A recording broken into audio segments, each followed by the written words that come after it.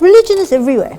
Some of us are used to thinking of religion as located in churches and mosques and synagogues, but religion is all around us. It shapes our way of being, sometimes entirely unconsciously. I think the study of religion is the academic study about things that people call religion or things that people experience as religion.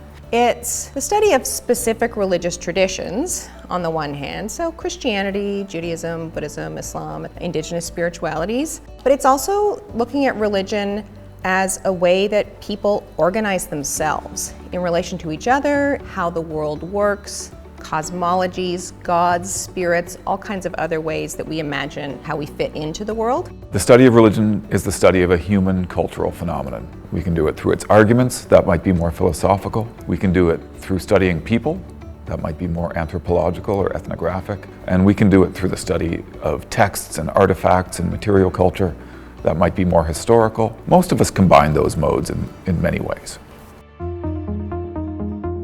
One of the misconceptions about religion is that it's about God. But religion engages the stuff of life. Theology is commonly understood as engaging in the study of the divine or the study of God that take the existence of God for granted, whereas the study of religion sees itself as starting from premises where God's existence is not taken for granted. Secularism has privatized religion. This idea that religion is something we do in private, and I ultimately think that is also somewhat of a myth. Do you have to have a personal relationship with Shakespeare to study Shakespeare? And it's the same with the study of Jesus. There's no reason not to study Jesus for the same reason you would study Alexander the Great or Queen Victoria. And it doesn't have to be the great person either. I think one of the most interesting things about the study of Jesus is we have so few peasants, people without major status in society, that end up leaving a trail of stories about them. So I'm a scholar of religion, so I'm always finding religion wherever I'm looking. The Department for the Study of Religion equips us with certain tools to engage with the world and notice how religion manifests itself in ways that might not already be obvious. So for example, I look at the rise of counterculture in Silicon Valley, so hippies embracing all sorts of Eastern traditions, indigenous traditions, adapting them, and that really deeply informs the systems engineering that's happening at that time. So they take, for example, tantric ideas about the connectedness of the body and turn that into the idea of a system that we are all part of. So you can really draw that line from certain spiritual convictions to those technologies and how exactly they take shape. If there had not been religion in Silicon Valley, those technologies would have looked different. So religion lives in stories, and our first introduction to religion happens through stories. My research focuses on the great epics of Hinduism. The Mahabharata is this expansive text full of wacky, wild, and sometimes extraordinarily inspirational stories. In studying the Mahabharata, you're immersed in every dimension of a lived experience. You're living it vicariously through these characters, mulling over the big questions of life, which ultimately are about who are we? What are we doing here? What are our relationships with each other? Where are we going? Where do people go when they die?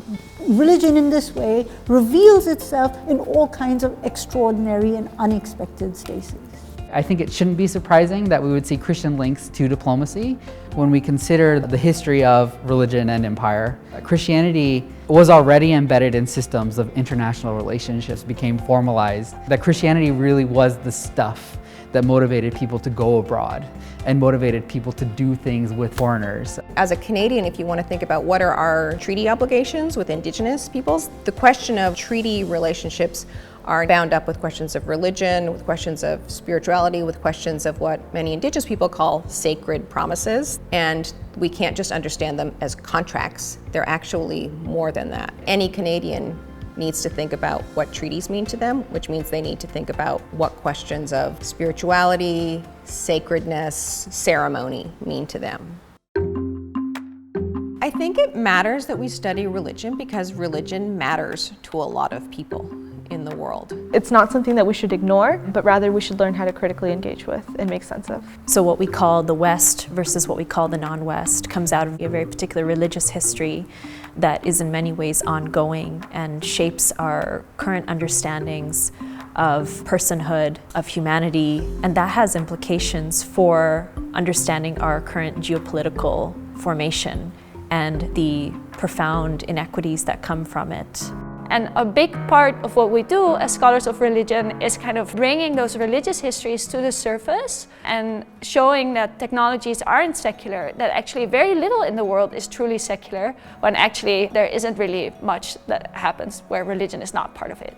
You're getting a range of different approaches to looking at the world just within one department. So what you do with your training in the Department for the Study of Religion, you can take to law, you can take to journalism, you can take it back to academia. It's important to know religion because it's impossible to know our world without it. We live in a dynamic, multi-ethnic, multi-religious, multicultural society, and we have no hope of understanding each other if we don't know religion. The more we know about cultural practices, religious practices of people around us, the better we are as neighbors, as colleagues, as participants in our world.